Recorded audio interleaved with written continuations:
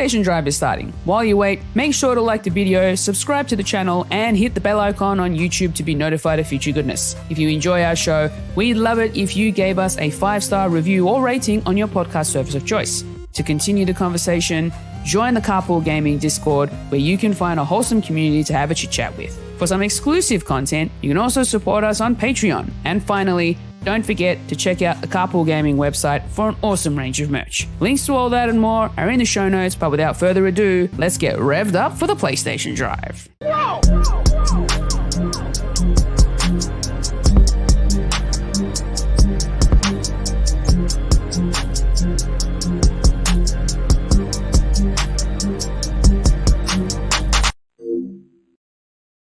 What's up, everybody? Welcome on in. This is the PlayStation Drive, episode 163. I'm one of your hosts, Ryan, and I'm joined, as always, by Fulia, Matt, and Ron. Yes, Matt is back, folks. How's everyone doing tonight?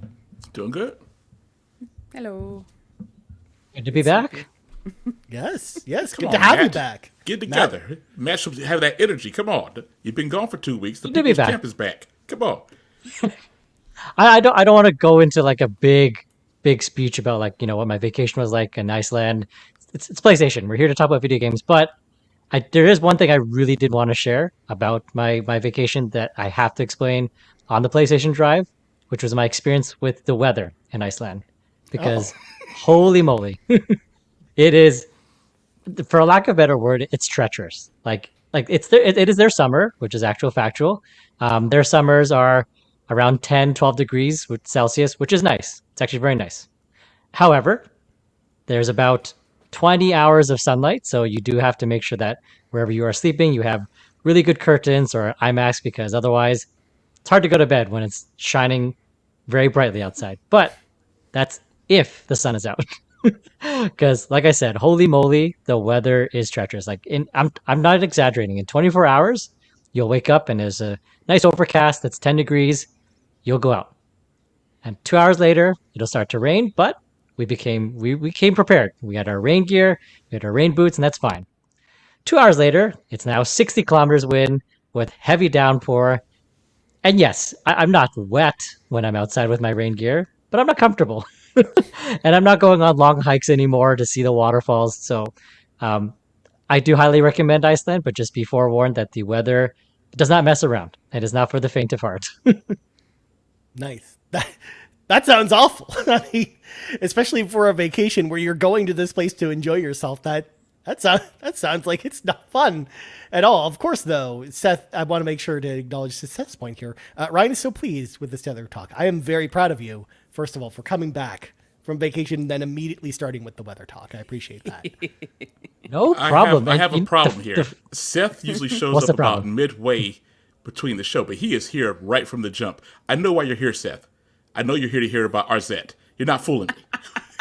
That's not true. Look Maybe at it's about the weather talk. Comment. Yeah. He's here about the It's not about the campfire shirt. It's not about the weather. He's here for Arzette. He's not fooling me. No. He's here for the weather, right? Yeah, okay. Sure.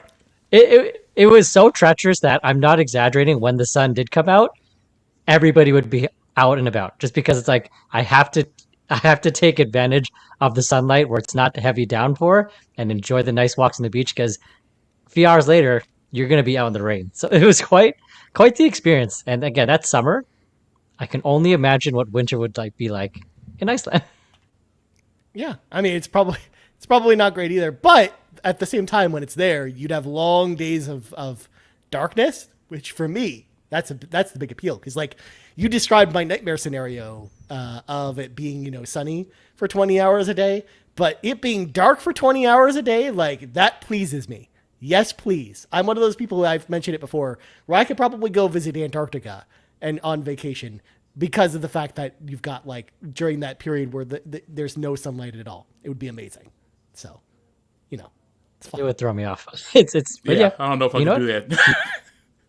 It's people live in Iceland. I think there's like 40,000 people there. So people they get used to it. They tough it out, and I remember being there. You can see everybody in their rain gear. So they knew. But anyways, enough with the weather talk. How's everybody else doing? Well, it's a nice, cool and crisp 24 degrees outside right now, Matt. With it's slightly cloudy, but I mean, it looked like it was going to rain all day today here in Toronto, but it's not. It's not. See, this is what happens when you ask how I'm doing. I just talked more about the weather. That's usually how that works. So. Sean, people show up to the PlayStation. Sean, you're in the wrong place. You're in the wrong place for this, sir. No, we don't do that here. What else did you expect? I love how Sean enjoyed hearing us talking about the weather, even though I didn't even start it this time. Matt started it. Okay, you can't blame me for this. The first thing I want to talk about was the weather. So excited to be back on PlayStation Drive. Weather talk. Let's go. Absolutely. People need to know how the weather was. I appreciate that. Oh, boy. But, I hear a knocking at the door. A little bit of a housekeeping. Housekeeping. Of course, we got to do housekeeping here. So, of course, we got new patrons over at patreon.com/carpoolgaming. Starting off, Ligerwoods330, who joined at the gold tier. So, shout out to Ligerwoods330. And also, Sean Ashton, the movie star, of course, checking out the 7-day free trial over at Patreon as well. So shout out to both Sean Ashton and Ligerwoods330 over at patreon.com/carpoolgaming. Of course, checking out all those new shows over there on the old Patreon. Of course, I believe that this week's Pants episode is Lockleth, I should say. And then the questions, I think, are for Sean on Monday, because I think Sean is finally returning to Pants. So look out for that over on the Patreon. Oh, Sean corrects me. Thank you very much, Sean. CowboyDangerD also upgraded from the gold tier to the platinum tier. So shout out to CowboyDangerD, who has been a supporter for a long time now, and it's cool to see him over there mosey on his horse over there, did the platinum tier, the official tier. That's how, mind you, of the PlayStation Drive, getting that platinum trophy, of course. Mm-hmm. So we do at the ranch. That's what we do. Very proud of them. We're not going to do that here. Yes, that is what branch members do. There's only two of you guys. I still don't even know what the ranch is. You can't even explain it. There's only 2 members. It's not really a crew. Come on. We'll keep it a secret, Ryan. Ron. You don't need to worry about it. Don't worry. The ranch members know. Dozens. Anyways, I'm getting us out of this because it's time to grab our 8-tracks, pop them in. It's time for the playlist. Time to talk about the games we played this week. Starting off with Ron, with your update on Trails Through Daybreak. Trails Through Daybreak, there's not really an update. I have been caught up in doing other things during the week, so I only got time with it today. Still moseying along, right at the end of Chapter 3. Still having a good time with it. Had some meaningful side quests that I did, so like I said, still enjoy myself, but not much of an update. Okay, nice. I mean, you did warn us. It's going to be a while before. Yeah, it's going to be a minute. Else. So, totally understandable. Well, Matt, I know you were on vacation. Did you get a chance to play stuff? On vacation, no. I was foolish enough because I brought the Switch, I brought the charger. Very foolish of me because I just brought extra weight because I really didn't get an opportunity to play. I only got to play some games when I did come back, so I did manage to start and finish. Very proud of myself. I actually finished this game, Ita, which is for the backtrackers. I believe we're meeting on September 7th. I was a little bit nervous because I was seeing people chat in the backtrackers about how hard it was, and as you know, I like to play my games in story mode. I don't really like challenging games, so I was a little bit nervous. It's like a bullet hell. It's like a bullet hell game. It does get very challenging. There's a bit of some dungeon exploring and some puzzle solving, but there's accessibility. Now, before you start judging, I didn't use all the accessibility right away for all of it. I used it for half. So I would say about half the bosses I did with no accessibility because I really did. It's actually quite fun, and surprisingly for the Switch, it actually does run quite well. But some of it gets really, really hard. So I did have to bump up the accessibility. I remember the first one I bumped up was invincibility, and I regretted it. I remember wrecking that boss. Disgusting. And I was like, I shouldn't. Yeah, I was like, this was pointless. Like, there was no point in doing that. The other accessibility feature is a damage multiplier. So that one I did use when I was getting wrecked quite frequently. But the final boss, didn't matter how hard it was. I did it with no accessibility. So I did manage to finish it. I do recommend it. I think it's like $3 or $4 on the Switch or Steam. And then I played a little bit more of Xenoblade Chronicles 2 DLC, and that's about it. So more than expected, considering I just came back a few days ago. Nice. Well, I mean, you had to play something when you came back, you know? So glad you played that. Now, I'm just going to come out there and say there is no shame in using accessibility features in games, Matt. As far as I'm concerned, if they're in the game, they're open for you to use. And if it makes the game more fun for you, then why not use them? Like, I don't feel any shame with that. Like, if I'm going into a game and I know that the game is... Shut up, Ron. If I'm coming to a game and I know that, it's going to be difficult and I don't want to be in it for a difficult time, but I know it'd be more fun with me, having it a bit easier, I'm going to play it on an easier difficulty or throw some of those on if they're there. Like, there's no shade or nothing wrong with that as far as I'm concerned.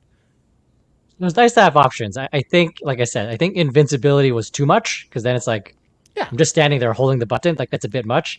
But I think like the damage multiplier, or if there was, they didn't have this, but if there was at least like, a level of like, medium or a little bit harder or easier, at least there was no slider. It was just you're invincible, which is 2 OP, or the damage multiplier, which I think was the right balance. So yeah, it was nice that there's some options. Otherwise, I don't know if I could have rolled credits because it gets pretty tough. There's a lot of bullets. It's a bit much. You could have rolled credits. Just could practice. Practice, you would have been fine. I rolled credits, and you know what's it's funny that you mentioned that because the first boss, I didn't know you could roll. So I'm there like strafing through all this bullet hell, and I'm like, this is really hard. I don't know if I can do this the whole time, but I did it. And then after that, I was like, oh, rolling would have been much easier because you take no damage. So did learn about that feature later on. So you should just I didn't have to die like stuck it out, 8 times. Shame on you. Roll for nobody, right, Ron? Roll for nobody. Just say it. Look, there's accessibility settings in Elden Ring for a reason, Ron. It's fine. There's no accessibility really? options in Elden Ring. No, there should be though. You got me. I was like, oh, no, I might play this game sooner than later. That definitely isn't. Yeah. See, I like Bowser's approach here. Bowser says, I'm using invincibility right now, still trying to fight legit. I'm getting through it with maybe a hit or two more than the hearts that I actually have. See, I think that's a good way of doing it. Everybody calm their farm. I'm just messing with Matt. I don't have a problem with accessibility options. I've said it time and time again on other shows. Calm your farm, relax your maxes. Jeez. Adding to the counter. 2. Hang on. Yeah. Add them all up. Add them all up. Everybody gets all bunched up about it. Just playing. Calm down. Relax Max was used Add them all up. Just saying. Good God. Well, no, it was used well. It was far out. That's another counter I got to get going. While I do that, Fulia, please nice save us. Nice one, Matt. Thank you. Also used wrong. So, I played some games this past week. Got some indie demos out of the way because the Wholesome Game Celebration is happening over on Steam. So if you're keen to check out some demos and some other games, go check out the Steam Wholesome Game Celebration event. And I think it's running until the 21st. So still got a couple more days. And I played a demo for a game called Mops and Mobs, a sweeping dungeon novel. It's still currently, so the demo itself is showing us what it kind of looks like. It looks really interesting. It's essentially you're the janitor of a dungeon. You're going around and cleaning up and decorating a dungeon so that people who come in raiding these dungeons can see how nicely decorated it is and it's clean. And you also have to clean up after their messes. Yes, Ron. Wait a minute. So you were going to take your time to decorate, to make this dungeon all nice just for blood to get sprayed on the walls. And what? Well, yeah. You're the janitor. That's your job. You go around and you also clean up all of the blood and gore and body parts that have been lying around. Someone's got to clean that up, Ron. So, exactly. I got the janitor part, but the decorating part. So you're doing 2 jobs pretty much. You're making more work for Seems yourself erased. because you're going to have to take those decorations down, clean them, and put them back up. No. Those decorations are there after you clean up. So you do the cleanup first, and then you decorate. I was just about to say, Ron, you don't usually put decorates just up on the wall with blood splattered all over the wall. You clean up the blood first. Ryan, we're talking about a janitor in a dungeon, so there is no logic or reality to this whatsoever anyway. It's supposed to be cozy. It's cozy? Someone's got to clean Cozy. it. That's Yeah, thank you, Matt. is it? Is it really? Sounds like a Dexter game. Koala like you should has her just put picks up, of cozy like, games. plaster That is not cozy whatsoever. That sounds cozy to me. You're not murdering anyone, so. No, you're not. Yeah. So it's actually really interesting. It's a very, very short demo, I will mention. The demo itself is even a whip, so they're still quite a ways away from having any kind of release date or anything like that.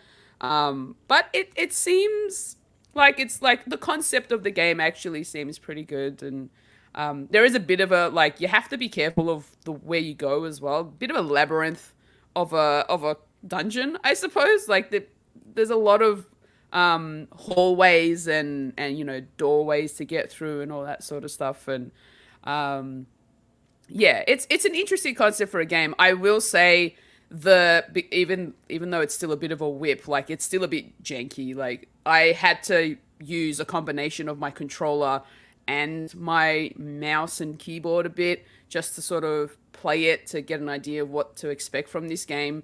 Don't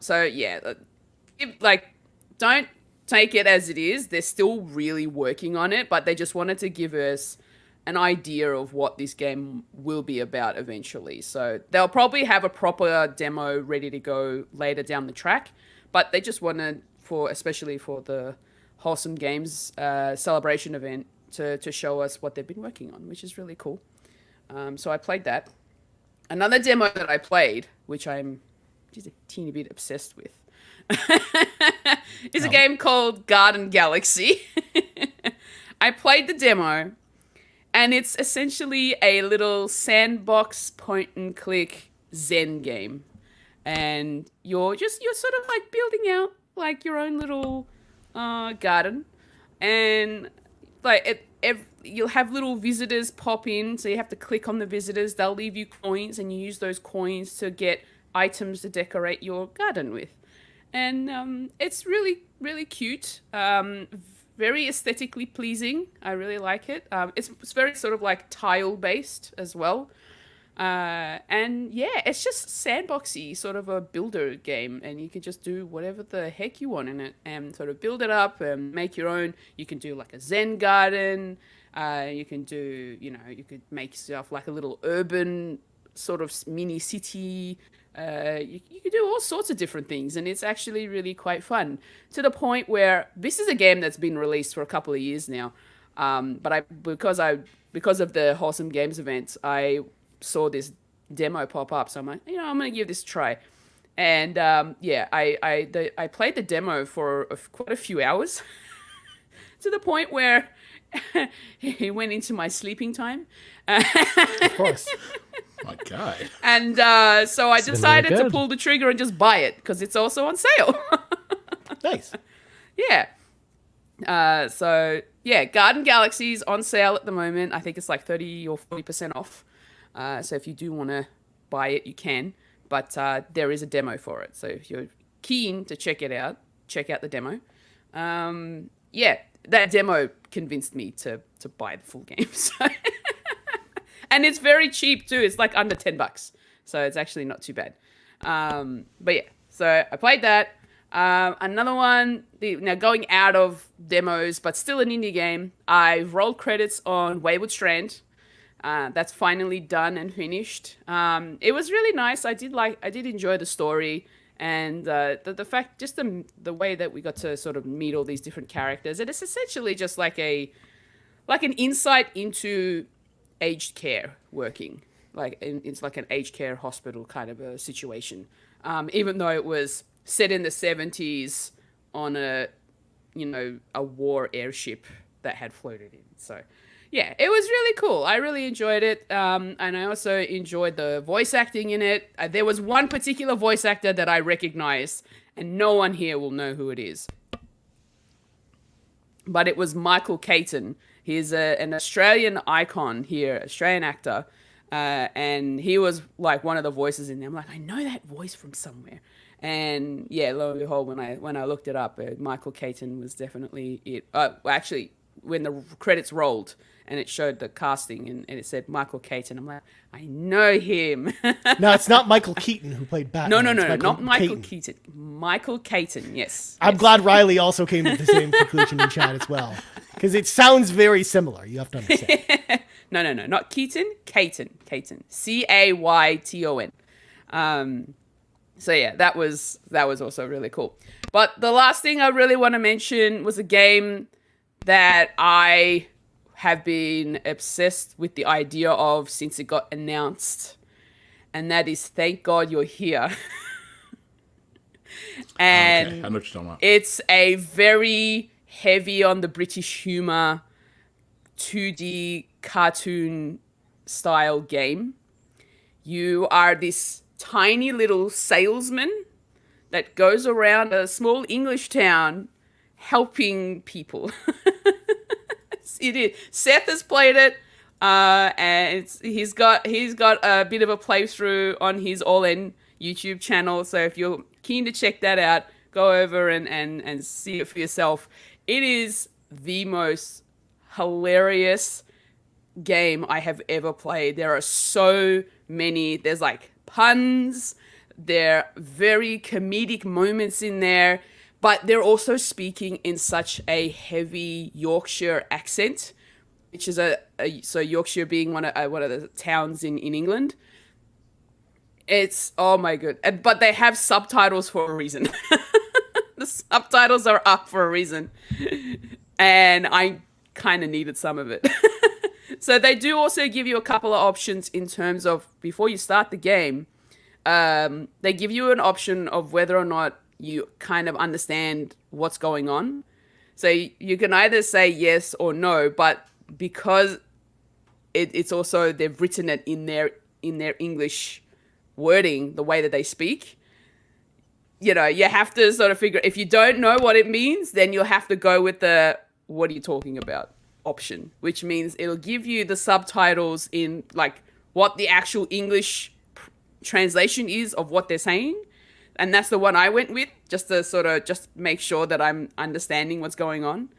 But when they're actually speaking, they'll use the words that they use, like their own terms and phrases, and yeah, it's hilarious. Yeah, you definitely need to play it with subtitles. I'm just saying, even though they're speaking English, it's a Yorkshire English. It's a different kind of English. Exactly.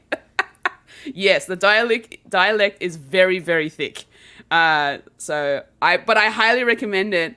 I platinumed this game. See, this is platinum number 8 for me. There you go. Congratulations. Very nice. I haven't platinumed the game in a while. This is my first platinum in a long time, so I'm very proud of the fact that I managed to platinum this game. Matt, did you get the update in this? I don't recall her saying anything about this in the group chat. I wanted to keep it a surprise. I wanted to show keep it a secret. Mm-hmm. She's trying to gain on me is what she's trying to do. No.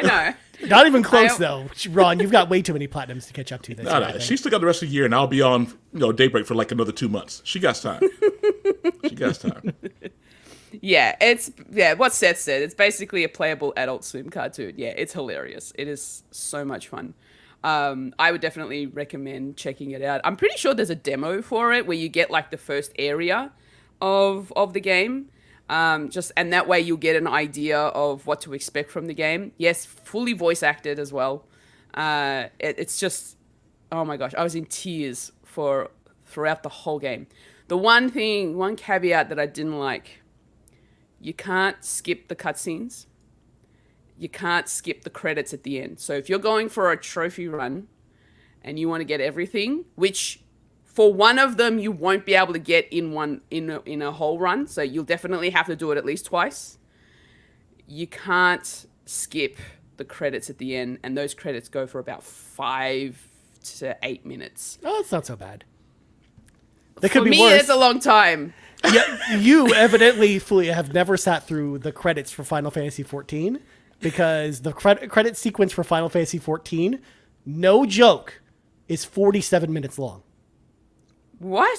47 I minutes. mean, that makes sense, though. It's probably like 9,000 people that work Yeah, I on was that gonna game. say, Yeah. yeah. They also have in memoriam for the original version of Final Fantasy XIV.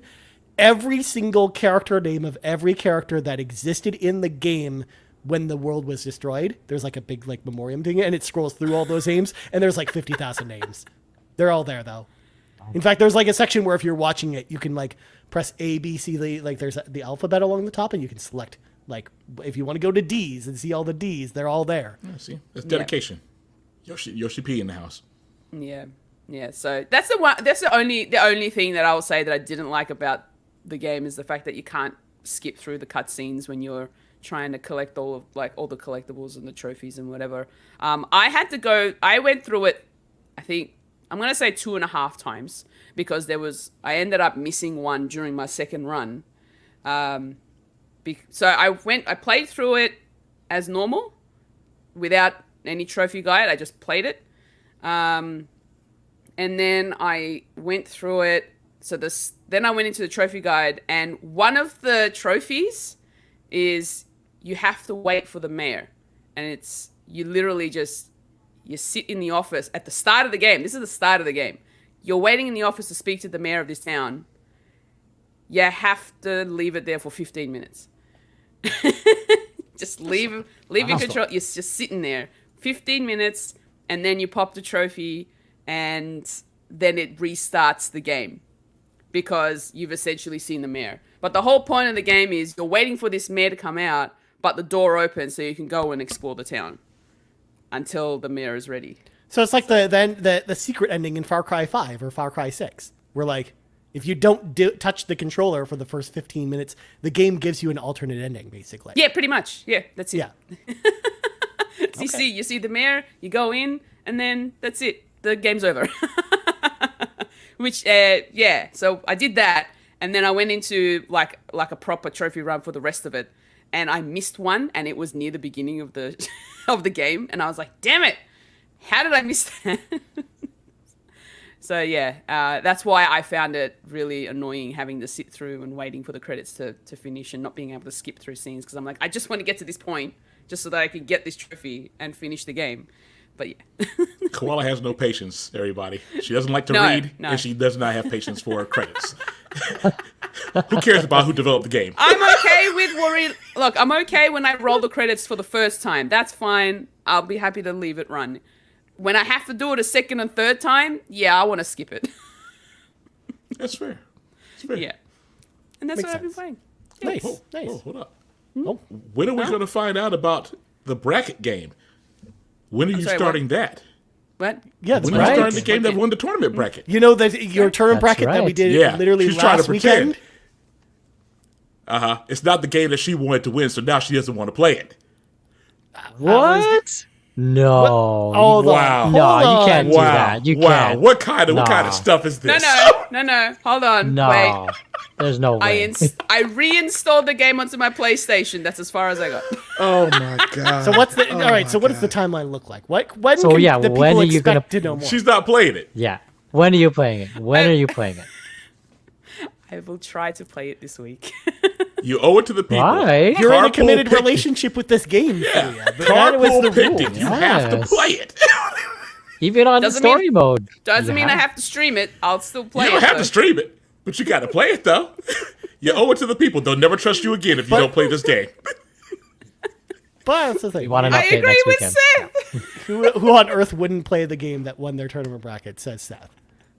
Far out, isn't it? Right? Yeah, you have to. Oh You man. can do it. I will get You'll around like it. to it. It will happen. It will happen. I'm See? procrastinating a little. A little. When was this tournament bracket? The tournament literally bracket last was weekend. like last It was week. last week. Okay, she yeah. hasn't It was even when I was touched away. Yeah. She wasn't even Well, going she to got mention some it. She got platinum trophies. She's running through all these indie games. So, That's right, Star. I That's know. right, Star. The reason why I put it on the bracket is because it was a game that I had shelved that I do actually want to finish, and I can at least say I played through God of War. Did I like it? Who knows? can do it. Yeah. Well, I will tell you, this nicely transitions into what I'm playing, because I will tell you, Fulia, if a game is on your tournament bracket, if you are not feeling it, you have to at least give it a chance. But if you, like an honest chance, not like I played it for 20 minutes and it doesn't work for me. Yeah. But like, if you give it an honest chance and it's not, going away with you, that's okay. And it's okay to put it down at that point, but you got to at least give it a chance. That's not a committed relationship.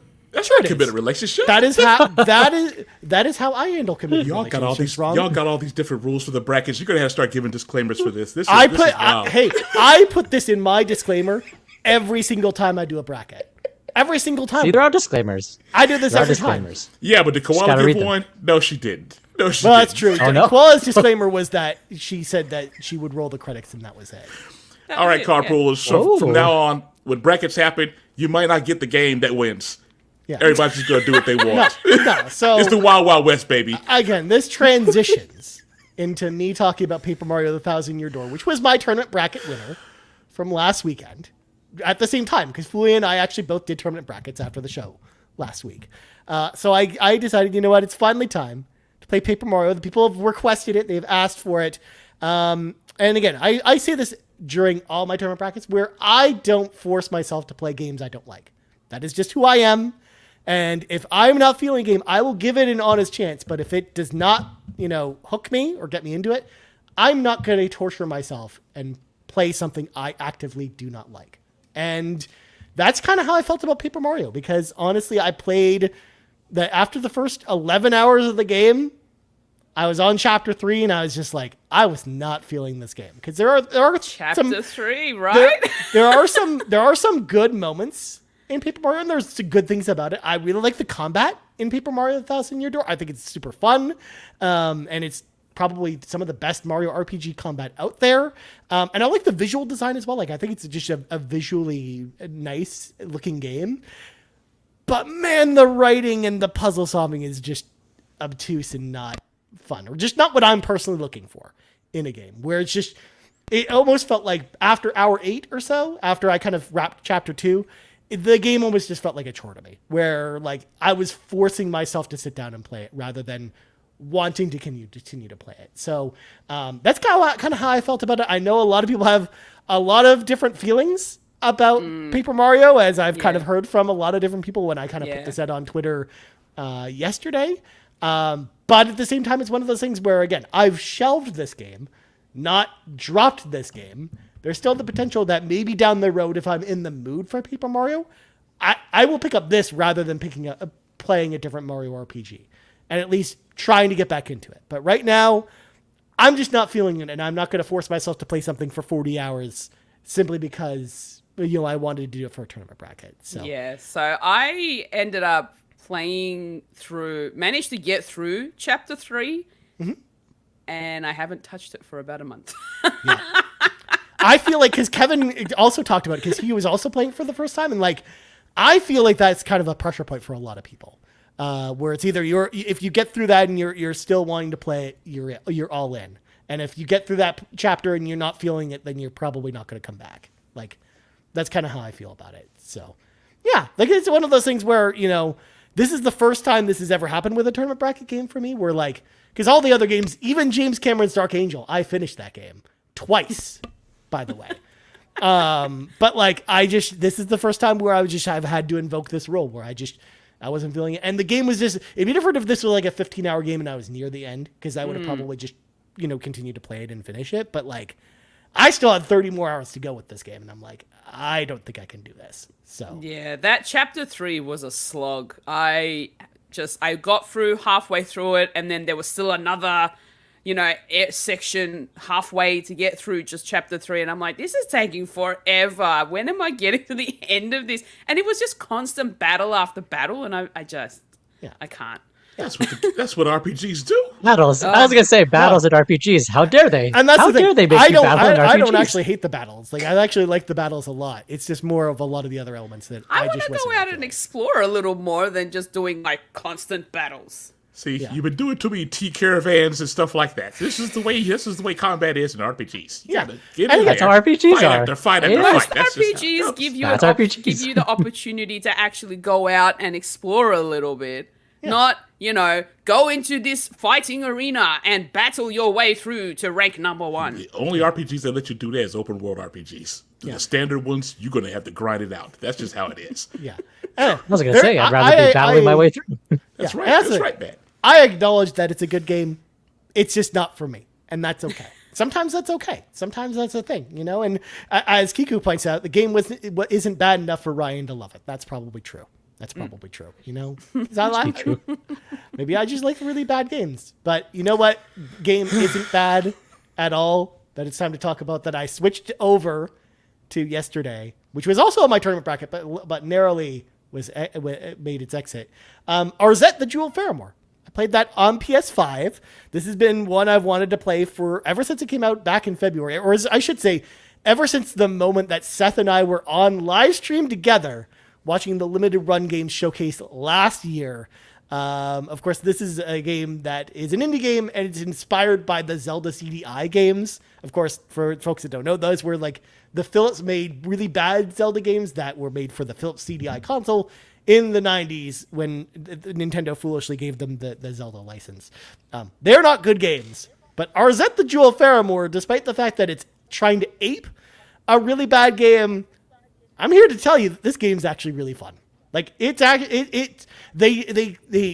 inspired with the look of those games, but it has modern gameplay sensibilities that actually make it a really fun action platformer game. It's more of a Metroidvania where you're progressing through these different levels that are linear, but you're not able to access certain areas until you gain upgrades from other levels, and then you go back and then you get to new areas that allow you to get new upgrades for your character, whether it's a double jump or the ability to shoot, like your sword beams, or like a gun that fires different types of magic that then allow you to break down certain barriers.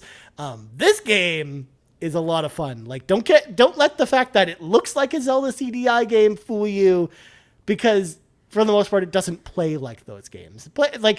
Sure, the environments themselves are made to look like those games, and they have kind of a similar environmental design. But the enemies are really fun to fight. There's some really interesting boss encounters in the game. There's a lot of humor as well, with a lot of the cutscenes as well, because again, they're trying to do the really bad cutscene kind of thing from the Zelda CDI game. So you meet a bunch of weird and wacky characters, but a lot of them are just really fun to interact with. And overall, I think this game is a lot of fun. I think, and not in a so bad it's good kind of way. Like legitimately, I think they designed a great game around the shell of a bad game, is what they did with Arzette.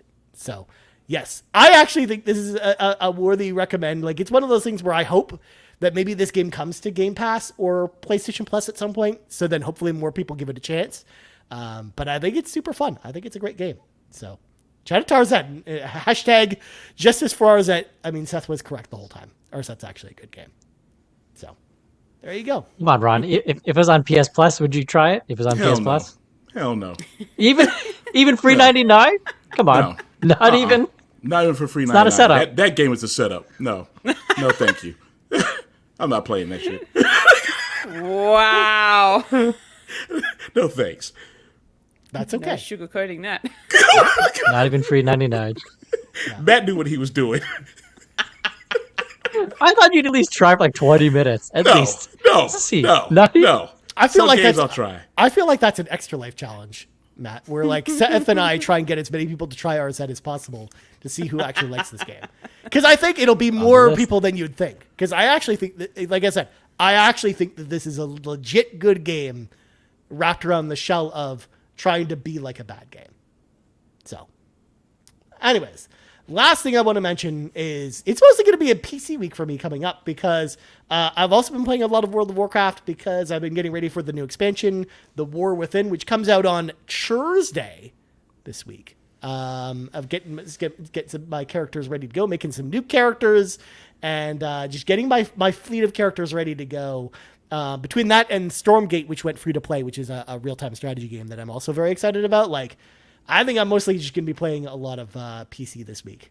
I'm already anticipating it. And also, people in the chat or out there in the Discord, if you're listening to this later, let me know, because I'm thinking about maybe streaming World of Warcraft on Thursday when it goes live at night, maybe doing some co-op with a special guest, if people want to see that, please let me know that that's something you want to see. Because I'm thinking about doing that after work. So it'd be like 10 p.m. on Thursday. So let me know. But we're actually, whenever Nintendo Drive ends, I will point that out as well. Because Nintendo Drive is also on Thursday. So there you go. Well, anyways, friends, it's time to shift into topic of the week.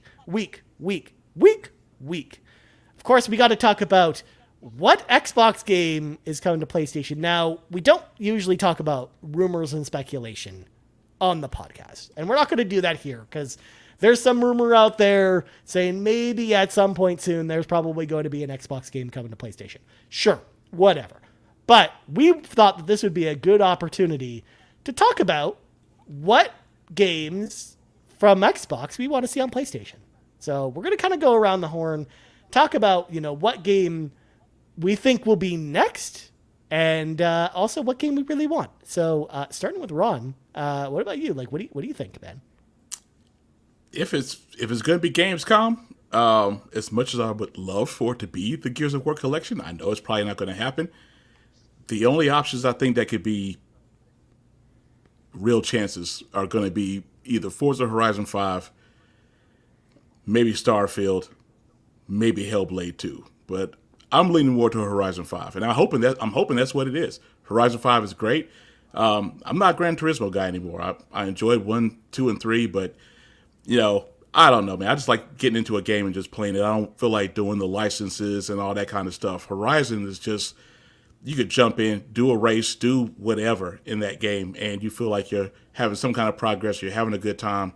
Horizon 5 is just a great game, so I'm hoping that's what it is. I'm only stroking my beard here while you say this, Ron, because I remember one person on this panel saying, I don't know, that you really can't jump into it because that tutorial is too difficult to do, We have had many discussions about the tutorial. Yes. There's only one person here. In. There's You're dozens. racing. Okay, You there's immediately dozens. start racing. You immediately start racing, Matt. There's no You hard would think tutorial. so. You would think so, but we couldn't play together, right? I had to do the tutorial. You hadn't 20 gotten minutes. past the part to get to access to multiplayer. It's only like 10 minutes. That's right. No, If that I much. remember very profusely. It's 20, 30 minutes. You and Fully are like, where's Matt? What's he doing? And I'm explaining like, I need to go here. I need to go here. Where am I? Why can't I just drive and meet with my friends? Please stop. Let me teach you how to play the game. This is how you use the map. I was like, good. I just want to play with my friends. All right? Matt, Game is good. There are Excellent a game. million games out there that have multiplayer, especially co-op multiplayer, that you got to get through like the first 5-10 minutes of the game before you can access it. It's just one of those That's extra games. That's it. That's And right. it's not hard. 5 minutes. Not half an hour. Not half an hour like Forza Horizon. Just 5 minutes. This is how you play the game. Oh my This wasn't God. it. It was like, now go here. Now go here. I was like, why? I just want to meet with my friends. I do like that game, but the tutorial, no. If it's gonna come to PlayStation 5, drop the tutorial. Let people play with their friends. How That's about all you I'm play asking. the tutorial first before you sit there and try to hop in the game with me and fool you, and then you'll be all right. No. I just want to install the game. Just hop in. I remember that very well because I was like, how long can this tutorial be? Truly. I can just do it later, right before we meet up. And you know what? Sorry, Didn't happen, Me Koala friends. had a great Yeah. time. I don't know what happened with you. I could hear on the I could hear on the chat that you were having a good time without me. I know that. I just wasn't part of it. I was I busy just trying love to the fact drive. that I've just been looking over there the whole time that you've been doing this, and Fulia's just sitting there just eating popcorn, just loving this. yeah. She's been through Yes. this argument before. She's good.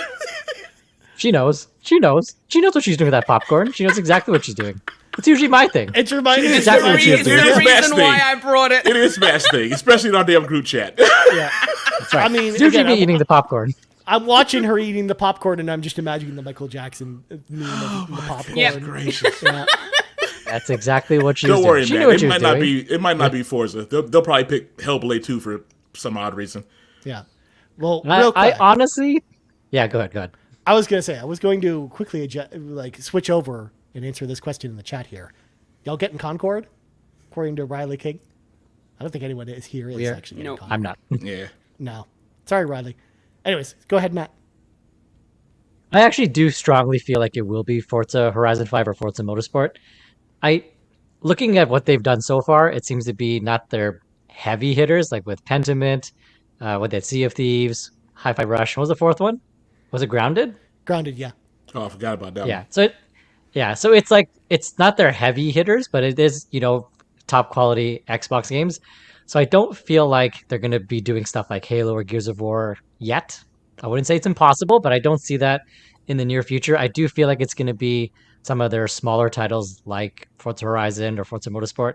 I think Hellblade it fits in that category. I think it's just too soon, just because it just came out this year. So I do think Hellblade 2 will come to PlayStation 2025 at the earliest, maybe 2026.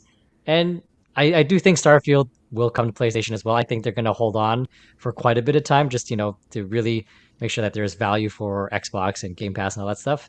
So I do think an older title like Forza Horizon 5, I think that's one of their ones that they'll do next.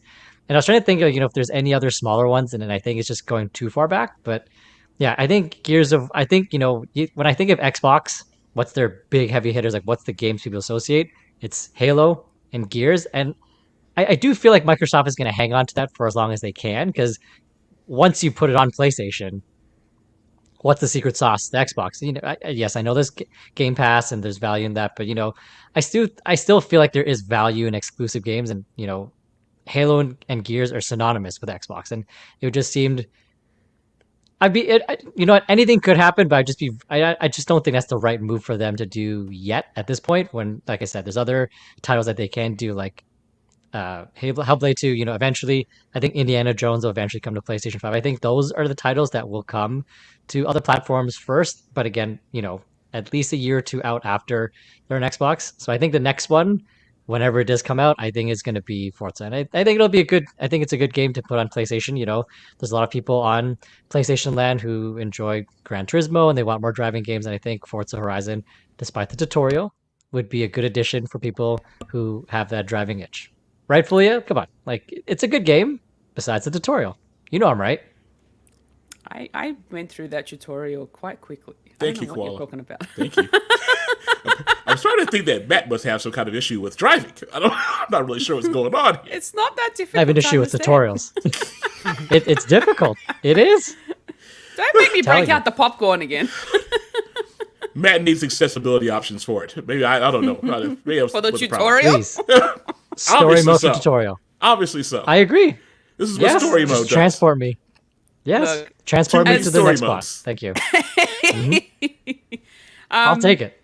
I feel like it's potentially might also be Forza Horizon 5, but my brain sort of thinks that that's what the Crew Motorfest is, no? It's sort of a similar sort of, festival style car racing game where you're just sort of going around and doing all sorts of different things while you're driving and racing and that. I feel like that's where they got Crew Motorfest. I don't know if that... Like, I know that's not exactly exclusive just to PlayStation, and it's across, PC, Xbox, and PlayStation. But I think they've already maybe got that, so they're probably not really thinking about that unless maybe it's probably going to be competition for them. Well, I don't think the sales of that one was that great either. I mean, a few people talked about it when it first came out, but after a while... I was going to say, I wouldn't really factor that in because, likewise, if they were considering Halo, there's other first-person shooters on PlayStation. Yeah. But Halo, would be there against them. In fact, there's even more competition in that space than arcade racers, where there isn't a lot. There's, the Crew, and then there's Need for Speed, and that's basically it. Yeah, that's pretty much it. Yeah. Besides some indie stuff. Yeah, but the other racing game that I was also thinking about was maybe Forza Motorsport might be there, to sort of be competition against Gran Turismo. I don't know if Herman's going to allow Motorsport on there because that's a direct competition. I don't think they disallow games from coming to the console. Clearly, from what we've seen from the section of games that just show up on PlayStation, Ron. Yeah. Motorsport and Gran Turismo are like a blood rivalry. I can't see that one happening. I could be wrong, but I don't see that. They'll let Horizon go because, like I said, it's arcade, it's fun, it's totally different than Gran Turismo. Oh, man, I'll be surprised if they let Motorsport come there. Once again, PlayStation, as far as I know of, doesn't say no to games. I'm not saying that it won't happen, right? I'm just saying I can't see it. I is the key word. I don't think Herman, I don't think your good friend Herman on the phone has anything to do with whether or not. Oh, God. Anyways. Wow. Ron's used it anyways. That's a first. Yeah, but Yeah, I feel like maybe Halo might also come over, because I know that a lot of people that aren't on an Xbox have heard like a lot of good things about Halo, and they want to try it out even though they don't have an Xbox to play it. So that could be a possibility as well, especially considering that it's a first-person shooter. I for one though wouldn't mind seeing Fable. Okay. Fable would be a I can really see good that. one. Yeah, I can see that. like it's Are we talking about the new one or the old one? Old ones. Look, here's There's the thing, new right? ones. There's no way. If you bring out the older ones, like they haven't really made it available for like current gen console players to. No, be able to they're play on them. back compat for Xbox. Yeah, you Okay. can play it. You can play them both on Xbox. And they have actually like all three on Xbox. They also have modern updates for those games because Okay. Xbox goes back and does that for a lot of their games. Yeah, well, I could potentially see those come across to Yeah, to the because they could do PlayStation. like a see bajillion that. different types of collections for other consoles.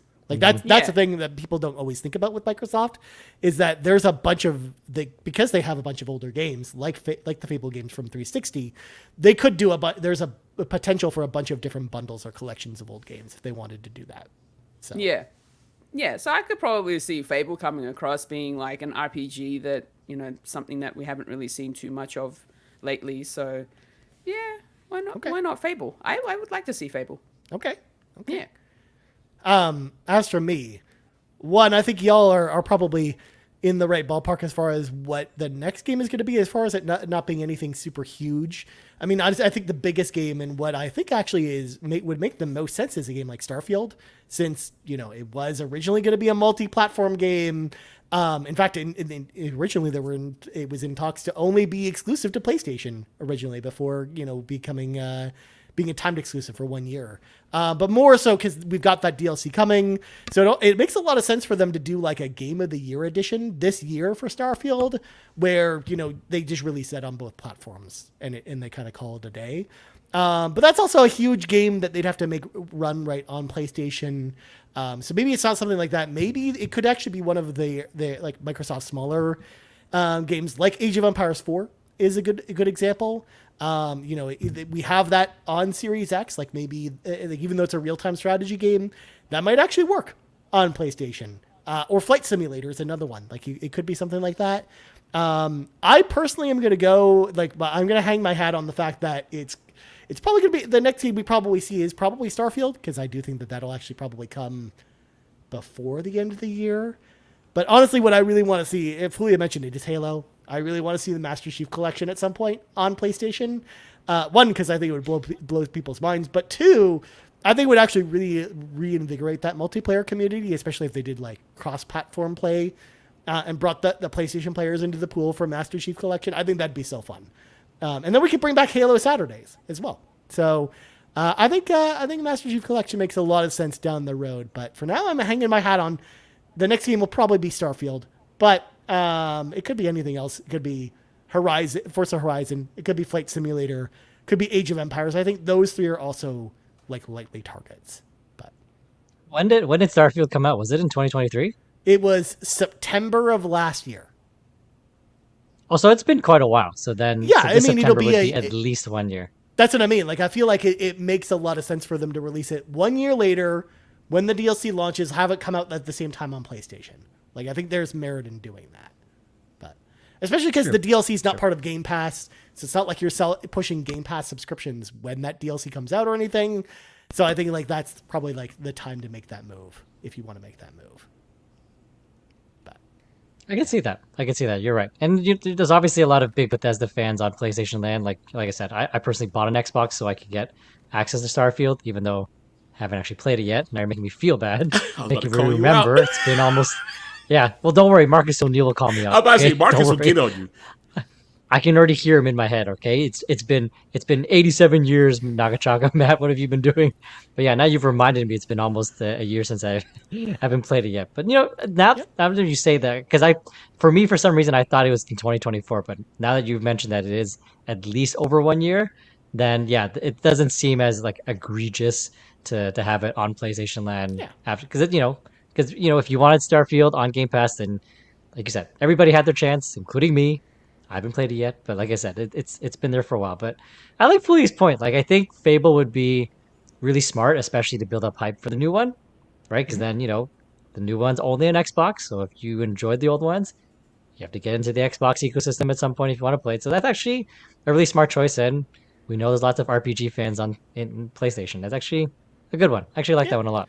Just likewise, I do think that we will get a Gears of War collection on PlayStation at some point, maybe in a year or two from now when like Gears E-Day is coming out. Like maybe they do something like that too, like in a similar vein.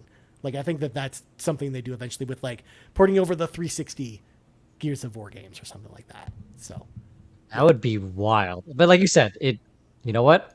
We're in a new era of video games. Whatever works to, get people interested. But that I think my old-fashioned brain would just explode to see like a Gears of War on PlayStation. Like it would just like my brain can't handle it. Just even the thought of it now, like imagining with like the PS5 logo and the white box. It's just I can't imagine it. It's like seeing like a Mario game on PlayStation. It's like the Master Chief that would Collection never could be ever a hard happen. sell. Xbox fans might burn the internet down if that happens. They'll complain, but they'll complain, but they'll still play the next Halo I don't game. They'll think it still buy matters to their Microsoft Xbox. at this point. I think that they're kind of all in and being third party at this point. So, of course, I love Seth's answer here. Brute Force Remastered. I like it. Get it on there. Get it on PlayStation. We need it. Or Riley King, of course, saying it could also be Redfall. It's never going to be Redfall. It's never. It could be. That's actually not a bad one. No, it could be. It's a bad one. It'll never be Redfall. Matt, nobody wanted to play it on Xbox, dog. Actually, you know what it would be a good one as well that I didn't think about until just now? State of Decay 2, I think, would actually be a good one for PlayStation. Kind of like Sea of Thieves. Like where it's almost like a live service-y kind of game with a bunch of different updates. There's a really strong community behind State of Decay. And the third one's coming out in the next year or two. So like, I think maybe State of Decay 2 would be an interesting one coming to PlayStation, getting people maybe excited for the third one. So I think that's also like a good option too.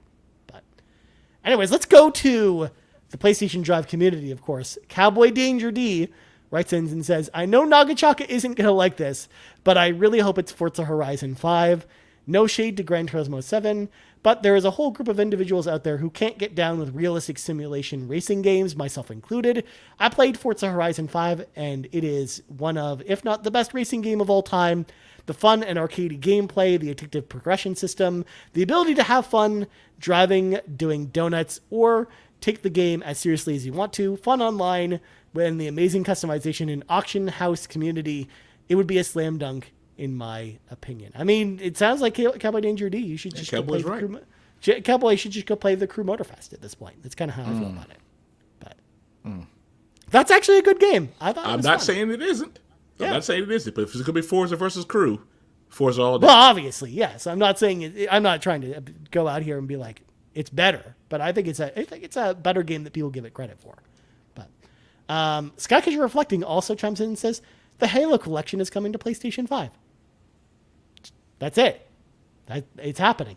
Skycatcher says it's happening. It's happening. My head will explode if that ever happens. It's not just going to be you. Hardcore Xbox fans are going going to throw a fit. Xbox is going to get thrown out of windows, and they're going to hop on the internet. It's going to be as mind-blowing as when Final Fantasy 13 was announced for Xbox. Because I remember that moment very well, Ron. Was anybody upset about that? Yes. Do you not remember what happened after that was announced? Like, people were upset with Sony. Like, there was a big thing. Oh, I guess I don't remember that because I sure wasn't upset. I was just like, that's fine. Like, when they showed up on stage, well, again, you have to remember, people were actually excited for Final Fantasy 13. They hadn't played the game yet, so they didn't know what they were getting. That explains it. That's what I mean.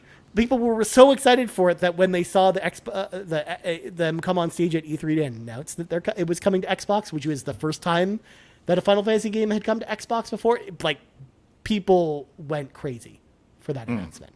Kind of like what happened. Actually, I don't know if you remember this either. When they announced Rise of the Tomb Raider was going to be an Xbox exclusive. We're like, I wasn't upset because I knew eventually we were going to get it. Yeah. People were so mad. What was that? Yeah, there were a lot of people upset about that, but I knew it was going to come to a Sony. I remember, wasn't worried about it. Yeah. Beta testing. It happens. Again, we are not like most people, Ron. It's okay. that is just understandable. Sometimes you just got to be patient. We are savvy enough to know, but not everyone. Yeah, there was people pissed off about that. You're right. Yeah. I think it was more of like the principle of it. I think everybody knew it was coming, but it's just like, how dare you? The audacity that I can't play it right away. A lot of people didn't see it as a PlayStation No, but truly, property, so but I don't know. I just kind of just felt like, okay, that's not going to last because at that it wouldn't. time I think there was no way. just, I think it's Xbox wasn't popping. just the notion of it. Yeah. I remember people were upset. How dare you? All right. So let's go to the rest of our questions from the carpool, starting off with Quaggy, who says, "It is I, the Quaggy, king of the Xenobabes. Have you ever had an oh crap, I'll keep it PG moment in video games? In Horizon, I tried to take on one Stampeder, ended up getting 2 more and 3 Glint Hawks attacking me. Aloy's life flashed before her eyes." I'm trying to think of a moment like this for me. The closest I've had was like I was doing speaking of World of Warcraft, I was doing one of the classic dungeons in World of Warcraft, and you're going through the halls and you're trying not to wake these sleeping dragons, but if you wake them up, all of them attack you at once, and that's kind of where the Leroy Jenkins meme comes from, if anyone remembers Leroy Jenkins from back in the day. But I just remember accidentally waking them up one time. I'm like, oh no. And there's like, I'm basically like surrounded by 100 little drakes just pecking my eyes out until I eventually just get murdered in the face. But that's the closest I can really think of to a moment like Quaggy's kind of thinking about. But I'm curious to know from the 3 of y'all, do you have any moments like this you want to highlight? I remember very well it was my first playthrough of Resident Evil 2 Remake. Now I was making quite the diligent effort of saving ammo, so I was not killing every zombie. Pretty sure with the lickers I was leaving them, because you can sneak around them. So I did leave some in hallways. I knew where they were, right? I knew how to juke around them. But I was at a point with Mr. X, his big stomping footsteps that were giving me nightmares. I knew he was around. But, again, because it was my first playthrough, I didn't know that picking up certain items would trigger him to come. After this, I did know. But I remember going through a very specific room. There was 1 licker, 2 zombies. I'm like, I got this. I'm just going to juke around. It's fine. And I did juke around them, picked up the item, heard his footsteps coming, but I was like, I'll make it work. Nope. What? As soon as I picked it up, slams open the door, and I said, you know what? I'll turn around. Turned around. There's 2 zombies. So I turned around again. He punches me in the face, and I'm like, you know what? Take a bite out of me. I'm dead. And then if you've played Resident Evil 2 Remake very well, there's different death animations when the zombies get you. So I got the double one where they tag team Leon and took a bunch of bites out of him. So yeah, I remember that was a oh crap moment. And that, usually I can juke around them, but when there's like 4 or 5 of them in the very narrow hallway, it's pretty hard. Like Leon's got moves, but he's not that fast. Yeah. Well, you don't have the dodge like in Resident Evil 3 either. So. No, but like I just said, like just Mr. X, like he takes up like the whole hallway, so you can't even. It's hard to juke around him without getting punched in the face from that man. Jeez. Yeah. What about Fuya and Ron? Do either of you have an example for this? Yeah, John brings up Elden Ring, and my most recent, from what I can remember, was first time coming across a rune bear. I was just out exploring, still kind of learning the ways, and I saw a rune bear. He's minding his business against a tree. I thought I was going to be able to kind of just sneak past him, but unfortunately there was 2 other rune bears I didn't know about in this forest, and I ended up getting chased by all 3 of them, and they are relentless. And they cornered me into this poor area where there was like a waterfall at, and I tried fighting one, and he was not bothered, and yeah, I got slayed pretty quick. That was not cool. Not 1 but 3, eh? Yeah, rune bears they are not nice. They just wanted to give you a nice hug. Yeah, well, they got their hug on, that's for sure. I've had quite a few oh crap moments, especially in Final Fantasy 16. Yeah. Yes. Like those big boss fights really had me going, and especially considering it was the first time for me playing, a Final Fantasy game in general, and not expecting what these monsters were gonna be like. It just threw me off every time I came up against them. I think some of the Titan ones were really a very big oh crap moment where I may have like died a couple of times. But yeah, no, Final Fantasy 16 had quite a lot of them for me, and there's not really one that I could really pinpoint as to which one was the worst of them. I will also mention God of War also had an oh crap moment, where I ended up going to where the world snake is in that giant lake. And then I got to this one point and I just saw this sort of rift there's sort of like a crack in sort of space. So I'm like, what the heck is this? I pushed the button and all of a sudden a monster came out of that was like double the level that I was at the time. And just slashed me a couple of times, and then the Kratos was done. Like, okay, don't touch the rifts. Got it. And now you know why Fulia never went back to God of War. Now you know. Oh, that's not why. That's not why. It sure isn't.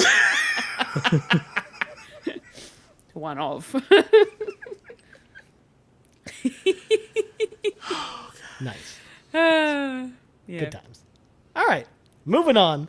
We got Final Fantasy VIII is life, Final Fantasy VIII is love, saying, "It is I, Dave, connoisseur of Final Fantasy games that were released between Final Fantasy VII and Final Fantasy IX. I'm actually hoping for some crossover between some franchises, maybe even shared in-game universes. When will we get a Resistance and Gears of War crossover? That would be really weird, and I don't know why. Like, those worlds don't intermix in any way, shape, or form. So I'm like, Dave be going some places. I'm like, where did you even get that idea? But I mean, I love Resistance and I like Gears of War, and I'm like, I don't think those two worlds really go together, especially because like the humans don't even make it into space in the Resistance universe. They barely make it out of World War II before they get taken over by the Chimera. Whereas Gears of War is far in the future and we're on different planets. So, and that's where the locusts are from. They're not from Earth. So, yeah, it's like that. I don't know how that crossover would even function properly. That's just, I'm thinking about the lore. But are there any crossovers that we want to see? Because like, I kind of want to see. Let's see. I'm trying to think. Actually, I don't really have a good answer for this. Someone help me. Does anyone have a crossover they want to see?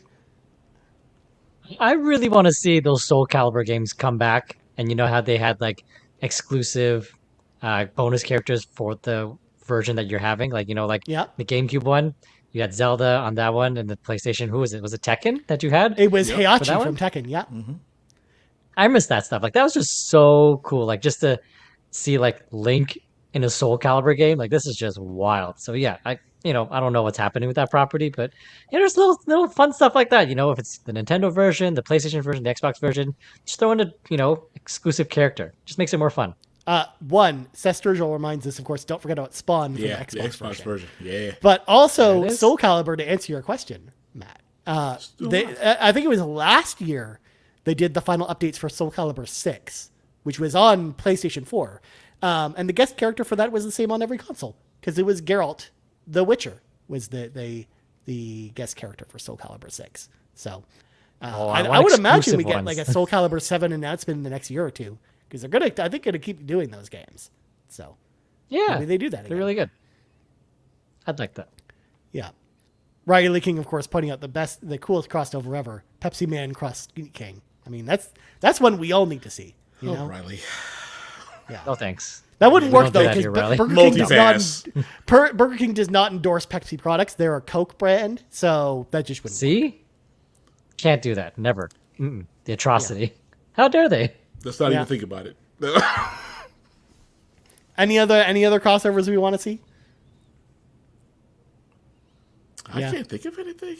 I was going to say, I can't really think of any. To be honest, I'm not like a super fan of crossovers anyways. Like, I like the Marvel vs. Capcom games. I think they're awesome.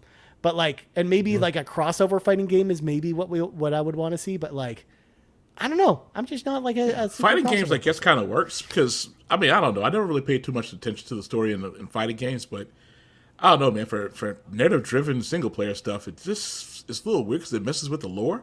I guess if it makes sense for it to happen, But even a lot more fighting games, Ron, are going more in that narrative direction. Like, you play a Mortal Kombat game now, and it's got like a 8-hour story mode with Mortal full Kombat cutscenes stories and are pretty good. I'll give it to them. Yeah. I love Mortal Kombat. So, yeah. I don't know. I can't really think of a good one. Sorry, Dave. We don't really have any good ones for you. Next up, we got the captain who says, you find a lamp. Giving it a respective rub, a genie appears. You knew the deal. You're about to get some wishes. You could wish for world peace or the cure for all diseases in the world, but no, you're a hardcore, cold-hearted gamer. You use all your wishes to change a game that you think would be a 10 out of 10 perfection if it wasn't for certain games. What is that game for you, and what are the changes? Rules. You get as many wishes as you need to fix the game, but you can't use them for anything else. Also, no wishing your wishes could be for something else. So they have to be about whatever game we have here. Of course, Fulia over there is just rubbing her lamp respectively, giving it a nice rub. Hoping Jafar doesn't come out of that lamp. Because Jafar, of course, is a genie, you know? Sadly, no genies in this lamp. Yeah. The fact that you just had a magic She lamp always there, has. She always has something on hand for these moments. She's ready. She got it. Oh, man. Look, as soon as I saw this, I had to have it. So of course I have to have a lamp. Good God. Yarded. I mean, Yarden brings up a good point. Yarden, for audio listeners, Yarden says, my wish would be for 1,000-Year Door to be a good game. Oh my God. Yarden, that's the GOAT. Come There's on. so much slander. It's crazy. Yeah. This is the GOAT, please. This hurts. It is better than good. It is phenomenal. Okay, Oh, at least it my was goodness. 20 years ago when I Yeah, played it. it was My outstanding goodness. 20 years ago, apparently. I think it's That's fine how I and remember fun. it. It's fine and fun. Okay? There's a difference. Oh, man. So, does anyone have a game that they think they could fix with wishes? I'm assuming we get 3. So many. Yeah, it says you get as many wishes as you need to fix the game, but you can't use them for anything else, according to the rules. But we're not going to be here all day, so just don't make too many wishes. Look, Alpha Protocol, give them a budget, give them a different publisher, and just let them cook. That's it. Because that game probably could have been perfect if they had gave them time, if they had put money behind them, and if Sega hadn't screwed the pooch. So that's my pick. Alpha Protocol for sure. Give them money, give them time, and a different publisher. I mean, but Sega's great, though. What's wrong with Sega? Sega's great, but they weren't great for Alpha Protocol. I mean, Well, if you remember correctly, they didn't even announce the delay until the day the game was supposed to release. Yeah, you're that was right. wild. You're right. Because actually, the Sega's much better now than they were. Yeah. during the 360 era. Sega's great now, but back then, that was oof. Yeah, I miss Alpha Protocol. We just got it on GOG, but it needs to come back in some way. But game from a similar developer that also was published by Sega that I feel like can be fixed with wishes is a game that's very poignant right now because a lot of people are playing it because it's Alien Isolation, because there's a new Alien game Alien movie that's out now. So a lot of people are going back to Alien Isolation to play it for the first time. They even gave a nod to it in Romulus. I mean, I've talked about Alien Isolation a lot. It's one of my all-time favorite games. It's definitely my favorite licensed game of all time. But it's also one of my personal favorite games of all time because it's the Alien game I always wanted. But one of my wishes would be just make the game like 5 hours long instead of 20, because it would fix so many pacing issues that come later in the game that really hold it back from being like that 10 out of 10 kind of horror experience. Because one of the thing is about horror games are you don't want them to be too long. You want them to be fairly short. So, because otherwise it keeps up the scare factor. Because otherwise, over time, as you learn the game mechanics, it just inherently becomes less scary. Not only that too, but the rest of the game after a certain event that happens after the 5 hour mark, just feels like padding that they added on to the game just to make it longer for the sake of you not returning it to GameStop, which was very, prevalent during the launch of the Xbox One era or PlayStation 4 era in 2014 when the game actually came out. So I think that's the only wish I need, is that for that game to be shorter, like to be 5 hours long, and finding a way to kind of encapsulate everything they want to do in that 5 hours, and it'd be a perfect 10 out of 10 game, I think. Nice pick, for a lot man. of people. Nice pick. Yeah. What about Matt and Foley? Also, just to point out there, I see people in chat, Yarden mentioning this in particular, and Riley asking, I have not seen Alien Romulus because I was supposed to go on Friday afternoon, but I was sick and was confined to my bed and basically until this morning. So I actually haven't been out of the house in a while. So I have not seen it. I'm going to try and go see it this week. But Matt or Foley, who wants to go next? I'm gonna go with Resident Evil 3 Remake. It was very, very close to being a 10 out of 10. Like, I love the direction of it. I love the art style, the voice acting, and I even like the dodge mechanic and like the fact that there is a discernible difference between Resident Evil 3 Remake and Resident Evil 2 in terms of pacing. Like, you can tell it is a more action-oriented game, which is how the OG was compared Resident Evil 3 to Resident Evil 2. So I actually like the dodge mechanic. It was, some people found it a bit OP. I didn't mind that. But I need that genie to fix a really big issue that I had with it, which is the fact that there's no choices in Resident Evil 3 Remake. And I feel like that was such a core mechanic from the OG that they didn't include. Like, I've talked about in the past that, it is a short game, is very expensive at launch. That aside, like, the fact that there's no choices it's a hard pill to swallow, especially if you know the OG, because it was very stressful. It's like, do I fight Nemesis or do I run away? They're quite, and there's other ones where it's like, how do I fight him? And the fact that that's not included is just, it's mind-boggling. I get it. It was probably for time and budget, but I wouldn't rub that. I want to rub that lamp, get that genie, just give me the choices, because that's such a big, important part. That's like if Resident Evil 2 Remake didn't have the second scenarios. Like, that's such a big aspect of the game to remove. So that one hurts. But well, I was gonna say, it's it a good just game. strips out all of the replay value from the game. Like, that's the biggest thing, because like that's the whole reason why people had a problem with it being a full price game, because it's like a 5-hour game, like any good horror game should be, but you only have the one path, and there's no reason to go back and replay that game for any reason whatsoever. Like, there's no unlockables other than the gallery stuff, and there's no like different paths for the gameplay. It's just different difficulties. That's it. That's what made the OG so fun. It's like, well, I ran away from Nemesis and then I had to run into this stuff instead. What would have happened if I actually did fight him? Like, it was actually very enticing to go back and play. So yeah, that's what I need that genie for, just to fix Resident Evil 3 Remake. It's a good game, but it's not a 10 out of 10 because of that. That's a good pick. Also, shout out to Seth, who says, I'd wish for them to bring back Driver San Francisco. That's a great pick too. Of course, that's the one where your character's in a coma, but you're transporting your brain into different drivers who are just driving around the city of San Francisco. What? Using what's referred to as coma mode in the game. Oh, Lord. That's what that game is all about. Y'all are giving me these looks. Serious? Are you serious? Yes. Oh, wow. Yeah. Oh, wow. Yeah. Okay. It's a game. Fulia, how about you? Yeah, you had the lamp. You can actually do this in person. I know. I've got the lamp right here. And I wish that foam stars didn't exist. What? Damn. Wow. Cold as ice. Yeah. This question is here to Calm your farm. If we're gonna Whoa. keep it, That was great. that goes against the spirit of the question, though. The spirit of the question says we have to try and fix these games, Okay, not if we're gonna erase them fix from it- existence. all right, if we're gonna Yeah. fix it, Koala says she's going to fix it by saying it need to exist. That's the best way to fix that game. Oh, Wow. yeah. I love was it. harsh. I love it. if we're gonna fix it, we need to make it so that all of the in-game purchases aren't over $40, and of course, make it better and and have better story writing.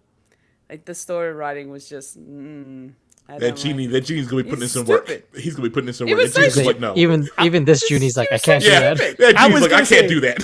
This is the Yeah. one that probably requires like 100 wishes to fix. Yeah, that's exactly the same. Get Why my is friends the to cutter fix off? this He's going, game. I don't do that. Foam stars. I don't could do be that, Great. Foam stars could be great. Seth's right. The soundtrack's actually really good in this game, but the game itself is just bad. Matt, we got to make sure we clip this because it's rare when we see drop bear mode come out on the PSD. That wasn't even drop bear mode. Yes. She went right for the throat. That wasn't even drop bear mode. Unexpected. That was that's a koala just making a wish. That's the best part. It's so like innocent too. It's just like, all I want is for this game not to exist. Yeah, she just went right there. Didn't see it coming. But Foam honestly, Star like, fans are so mad now. Two people were upset. Yeah, 2 people. Foam Stars could have been Dozens. good. They could have. Dozens. They needed to work on that a little bit longer than the amount of time that they gave us. They literally just they got to a point where they gave us the release. They were trying to rush it, and then all of a sudden it came out, and then nobody played it. I mean, you played it at least, though. Someone played it. A little bit. Just to see what it was all about, and the fact that it was also on PlayStation Plus. So I was like, you know what? It's free. I'll just try it just for the sake of the podcast. I mean, it's a similar situation than what happened with PlayStation All-Stars Battle Royale, because it lived in the shadow of Super Smash Brothers, and it was like, oh, let's try and change this enough where it doesn't feel like Super Smash Brothers. And then people just did not get into that game because it felt too different from Super Smash Brothers and was not a good formula. So it ended up, getting thrown away, because that game is one of those games too that you could probably fix with wishes, because I think it's actually a salvageable game, because I think there's a lot of great ideas in PlayStation All-Stars Battle Royale, but it's just like the fact that you have to kill different fighters with finishing moves and stuff. It's just like they went too far with it. It should have. Oftentimes, those first trailers don't help either. Foam Star's first trailer was not good. The first thing everybody was saying is this looks like a Splatoon knockoff. And the same thing with Destruction All-Stars. When that first trailer was not that great when it first came out. So yeah. All right, next question comes to us from King Riley Smiley, who says, question: if the Xbox game that's coming to PlayStation 5 ends up being Indiana Jones, how do you feel about Indiana Jones so far? Are you interested in playing it? Is it day one purchase, wait for scale, or skip? So I think we're mostly just talking about how we feel about Indiana Jones just in general. I'm excited about it. I like Machine Games games. I like Wolfenstein and all the different Wolfenstein games that they did. So I'm excited about it, especially because I like Indiana Jones as a property.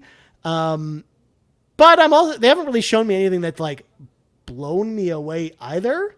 So like this is one of those games where it's just like I'm actually okay with just waiting for it to come to PlayStation before I play it. Like I'm not gonna go out there and sign up for Game Pass, because I'm currently not. Just full disclosure, I'm not currently signed up for Game Pass, and this is not going to get me to go out and go sign up for Game Pass again just to try it out.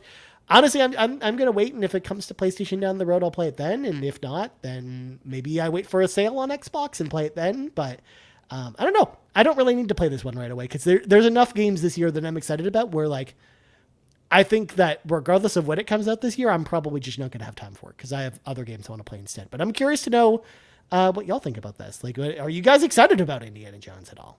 I'm more interested now after that last trailer they had. The first time that they showed it, it didn't look very impressive to me. I know everybody was losing their mind about it, but I was just like, this doesn't really look that good. The second trailer was better. I'm still not convinced that Machine Games is the dev to be doing that one. The gameplay I'm pretty sure is going to be great because Machine Games, that's what they do. But a lot of stuff that has to do with Indiana Jones is often the stories and the characters, and I don't know if Machine Games can handle it unless they brought in a writer, and maybe they'll prove us wrong. I'm fine with that, but yeah, like I said, I'm at about maybe a 6 or 7 as far as interest goes. But it's one of those things where I would gladly wait for a sale. It's not gonna make me, purchase it. I have an Xbox, and I would never rush to go get it when it comes out. So yeah, it'd be different probably if you had Game Pass, because maybe you're more likely to give it a try by the sounds of it. But maybe. Since you don't, yeah. But right, what about I'm you? on the same levels as I'm the same level as you, Ryan. Just I've seen it. It looks good, but I haven't seen anything that's wowed me to say like I do need to play this day one. Only difference is I do have Game Pass, so when I have some time, check it out on Game Pass. But I don't think it would be something I'd be purchasing full price, even if it was 2025 when I'm allowed to buy new games. Even at that point, I don't think I would. Probably would have to be playing on Game Pass, or for some reason need to wait for a sale. Question for the press pool. Yes, Ron. Matt, friend, little brother. You mentioned about it coming to Game Pass and you playing it. Starfield has been available on Game Pass for quite some time, and you still have not touched that. Just wanted to put that out there. Remember, and so does Marcus O'Neill. I know. And so does he, and so does the internet. I will get to it. Eventually, there's other games I have to play in Game Pass before they leave Game Pass. That's the problem. Whereas like Starfield, Indiana Jones, I'm like they'll be there, so it's okay. But there's other games of like the time's actually ticking on certain games that are going to leave Game Pass, so I actually need to hurry. I was gonna say, I think they already told us Persona 3 is leaving in February of next year. So like, the clock's ticking on that one, Matt. That is my next big one. As soon as I wrap up some stuff on my Switch, it's gonna be Persona 3 Reload, baby. Because like you said, it's just leaving soon. Well, also like the expansion's coming out on the 10th of September, so it's like less than a month away. So like that's gonna be the perfect time to play it. It's when that expansion comes out too. Do my best. Yeah. All right. What about you, Fully? Are you at all excited about Indiana Jones? I've just completely forgotten about it, to be honest. Yeah. Wow. I forgot it was Two even for a two. thing until the question came out. 2 for 2. Yeah, I'm not Swinging for the really fences. Yeah. like I like Indiana Jones as an IP, but I'm not really that keen on playing it. I've played the Lego Indiana Jones. That I'm okay with. That's enough. But I don't know that I want to go, full hard into like a proper made game. I don't know. I'm probably just not the biggest fan of it to be that excited to play it. So You got to ease yourself in. You got to play Indiana Jones in the Temple of Doom on NES first, and then you're ready to go from there. Nah, No, Koala, don't do that. I'm good. For me, it's a multi-pass. That's fine. Oh, Interesting. Oh. Indiana Jones video game fun fact, by the way. Did you know that there are 2 Indiana Jones in the Last Crusade games on NES, and they're completely different from each other, but they have the same cover art? What? Yes. Why That's the not? thing. Because one's made by Ubisoft and one's made by a completely different developer. And they both play like completely different games, and they look differently, and they're it's a Okay. whole thing. It's very exciting. what the hell? Very strange. But the NES was a weird time frame for games, okay? Maybe an extra life when I bring my NES, we'll play some weird Indiana Jones games. We're gonna play them on top of the Sailor Moon beat 'em up game that I told for you we'd play. Sailor Moon. Yeah, that's exciting. A lot of games to play at Extra Life. There's a lot Well, of games it's to play. 24 hours, Matt. You gotta find something. Seth mentioned earlier in the show we could do an entire playthrough of our Zet during the show, and I think that's a good idea too. That's only like a 3-hour game, so. Is it only 3 hours? I finish it in. I'm going to pull up my tweet because I tweeted out the picture of me finishing it. But I finish it in I think 3 hours and 13 minutes, and I 100%ed the game. Wow. 3 hours, 12 minutes, That and is 19 short. seconds. Very 100%. short. Knowing me, it'd probably take me double that. Maybe. Maybe even longer. Justice for our Zet. That's all I gotta say. But yeah, Seth says, I think most people will get through it in about 3 to 5 hours. So yeah, we could do that at Extra Life. We could do a whole playthrough, just like we could do a whole playthrough of Pepsi Man, and it'll be fine. We can do it. Yeah. Oh, thank you. That's No like a thanks. 5-hour No, no, game. no. Yeah, I was waiting for that, man. No, no, no. No thanks. Yes. No, no, Yes. no. Do you not I'm want to not- know what happens to that dude sitting in his living room drinking Pepsi? Like, we need to I'm not. learn his whole story Nah. Yes. No, together. I'm just gonna. am I'm gonna find some Rune Bears and very Elden Ring excited. instead. No thanks. Okay. There you No go, thanks. Mano. Yeah. Yeah. Hug Pepsi some for Rune pizza. Bears. Yeah. Rune Bears. Get them. Revenge your brother. Pepsi Man, let's go. Yeah. All right. Speaking of Pepsi, final question comes to us from Kiku, who says, if you had to choose between these 2 options, which would you go with? Option A, you have unlimited free time to game and have access to every game as it releases, but you can only ever have bland food that is just enough to provide your daily nutritional needs. Or option B, you can never game again, but you can have endless access to whatever delicious food you could ever want. So, do we have what option? Which pill, if you would, from the Matrix, would we choose here? Option A is the only option for me. I'm not giving my games up. Yeah. That's not happening. I'm already living option A, to be quite honest. I send my food pics to Ron and Fulia all the time. No, seriously, yeah. Fulia makes these really nice breakfasts, and she sends us these photos. I think she's put them in the Discord. You've seen them like with the the hash browns and the bagels, and it's all neatly stuffed. And I think one time I did share my breakfast, which was like yogurt, peanut butter, and I'm like, this is what I have. And it was just like, okay. And I'm like, well, I get my nutritional That's not value from it. bland. So That's still flavor. yeah, I put peanut butter in it. Yeah, that's right. So, you know what? Yeah, trick answer. I already lived option A. That's how I'm going to continue. Yeah. No games whatsoever? Oh, no. Yeah. Nah. No. I this brings me back to watching this old show that used to run on Teletoon that Matt, you might remember, called Undergrads, which was a show about college students. And one of the show's main characters, he's a big gamer and he never wants to leave his room. So there's one episode where he gets an IV and decides that he's just going to hook himself up to an IV that provides him all of his essential meals, so he never has to leave his computer and stop playing games ever again. And I'm like, I watched that episode and I'm like, you know what? That could be me. That could be like, I could live like that probably. Where because then I don't have, because you know what? I'm not someone that, goes and eats fancy food anyways. So like I usually am like, I cook myself fairly bland food anyways, because I'm not a great cook. Kind of like what Matt talked about with his cooking. And I'm like, yeah, I'm good. I don't need to eat fancy food. I mean, I love food, I'll play but all the games. I can't abandon the games, man. Yeah. I would never give up 100%. games for good tasting food. I just Then I am the 25% on this show that says I would rather have good food than play games, to be honest. I can't go bland food. Bland food is depressing. It makes you feel like so sad. You're just describing my life. It's video fine. games, That's what I do every day. You play cozy games all the time. You can cheer yourself up. Yes. Cheer yourself up with a cozy game.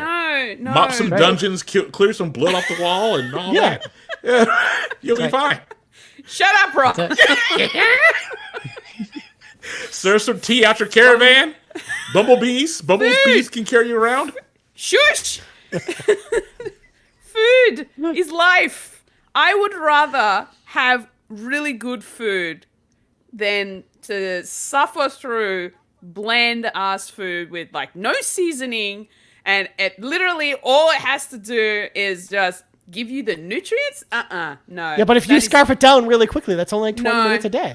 Okay. Exactly. She says that now. She says that now until Tavern Hunter 5 comes out, and then she'll be crying because she can't plant a flower or something in the backyard.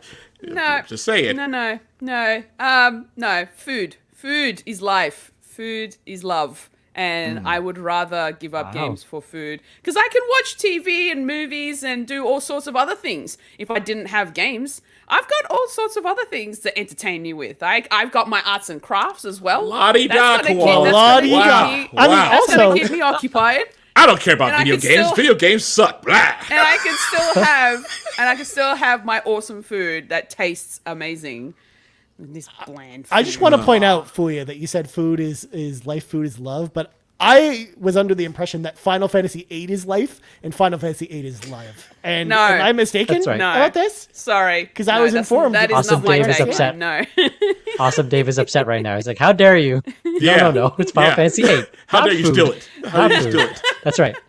Junction system. Not food. Not junk food. I love food so much. I have a dedicated Instagram to food. Foodie_Fuji for anyone who wants to go and check it out on Instagram.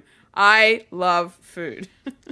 That's not everybody, Ribo. It's just Koala. Yeah, just Three of us love our video crew. games.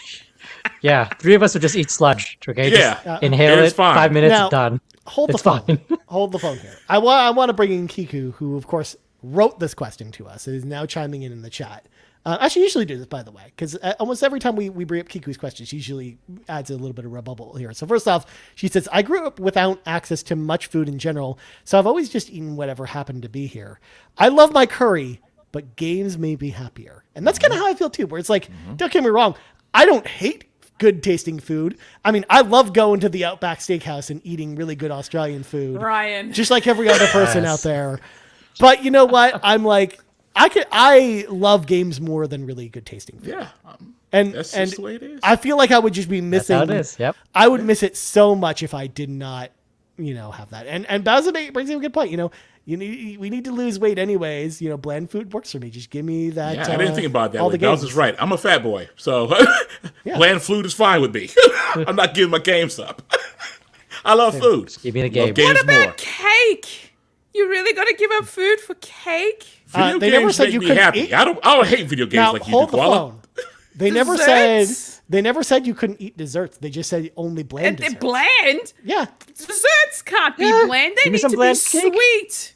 I mean, to be fair, That's you're talking okay. to someone who doesn't even really eat dessert. So I ate dessert, but I still this had question to makes pass me it up. so sad, especially with you three. About video games. Excuse What us can for I loving say? video games. That's right. Sorry. This is a video game podcast Yeah, after all. go off and eat your cake while we sit there and play games. Jeez. I mean, Ribo chimes in and says, well, what about all the food games, though? Like Big Kids and Pepsi No Man? wonder why she wanted to sit there and snap poor foam stars from existence. She hates games. Wow. Except for Pepsi Man, of course. The greatest video game of all time. You know? No one would ever want to snap that from existence. Because it's already a 10 out of 10 game. That's It not doesn't true. need Me and Matt will snap that from existence easily. I'm sorry, Ron, but What? it's already a perfect 10 out of 10 game, so it doesn't qualify for the question. Okay. All right. Y'all are going to learn in Extra Life that Pepsi Man is a quality 10 out of 10 game when we finally play it together, okay? It's fine. Oh boy. It's fine. Anyways, Thank you, Fulia. We should probably How dare you talk about video games? we should probably get out of here before this gets out of control. So, of course, we got to say thank you to all of our patrons over at patreon.com/carpoolgaming. Started with our ultimate producers, Jonathan Brown, the man behind the music on the Xbox Drive and the PlayStation Drive, and also was our co-host on the Nintendo Drive this week as a special guest. So, Yep. shout Him out and to Tony. Jonathan Brown. By the I mean, way. Tony did a great job. Yeah.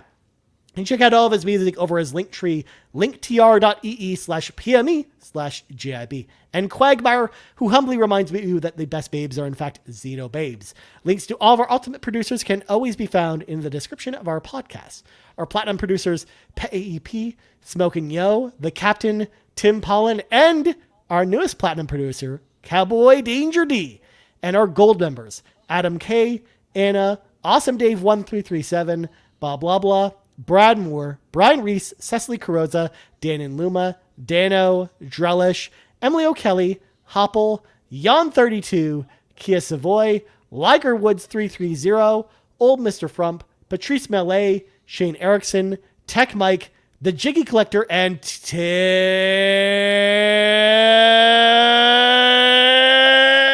Aulph. Huge thank you once again to all of our patrons over at patreon.com/carpoolgaming. Of course, if you want to head on over there, hop in the car with us and choose the tier that's right for you.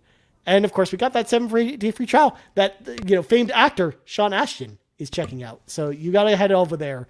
Check out that free trial. See what you're missing out on. I dare you, by the way, to listen to all the exclusive content in time. You won't be able to do it. You can't. It's impossible. Because Ron plugs go. Savoy Prime on PlayStation, Xbox, Backlog, True Trophies, PSN Profiles, Savoy_Prime on Twitter. Nice. And Matt? You'd find me as Nagachaka on Twitter and the Carpool Gaming Discord, Nagachaka12247 on Instagram, and Nagachaka on TikTok. And Fulia? you can find me at Foolish Fuji over on Twitch and YouTube. You can also find me Foolish Fuji on socials, including Instagram and Twitter. And of course, for all of those links and more, you can find me on foolishfuji.card.co. Card with 2 R's. Yeah. And all of the links to that plus more will be there. Nice. And as for me, you can find me on the old Twitter, aka X, at Ryan Turfer. And you also find us on X at Carpool Gaming. You can also find us right here, youtube.com/Carpool Gaming. And of course, on Twitch, twitch.tv/Carpool Gaming Live. We're doing a whole bunch more on Twitch. So make sure to come over there. Check us out over there. At some point this year, we're very close, dangerously close, if I may say so, to 1,000 followers on Twitch. So I kind of want to see us get to that 1K mark before the end of the year. I think that would be pretty awesome. We even did something fun this week because we got Sean a little birthday card. So we got him to open it on stream the other day. And also I might be playing World of Warcraft on there on Thursday if people want to see that. So let us know if you want to see more Twitch stuff. And of course, podcast services around the globe. So for Fulia, Matt, and Ron, I'm Ryan. This has been the PlayStation Drive episode 163. And we're out. Good night, everybody. Adios, See ya. friends. Bye-bye. Thanks for checking out this week's episode of the PlayStation Drive. Now, before you drive off, please make sure to like and subscribe on YouTube and follow us at Carpool Gaming on socials. Don't forget to check out our awesome merch on carpoolgaming.com, and you can also support the show on Patreon at patreon.com/carpoolgaming, where you'll unlock all kinds of exclusive content. Links to everything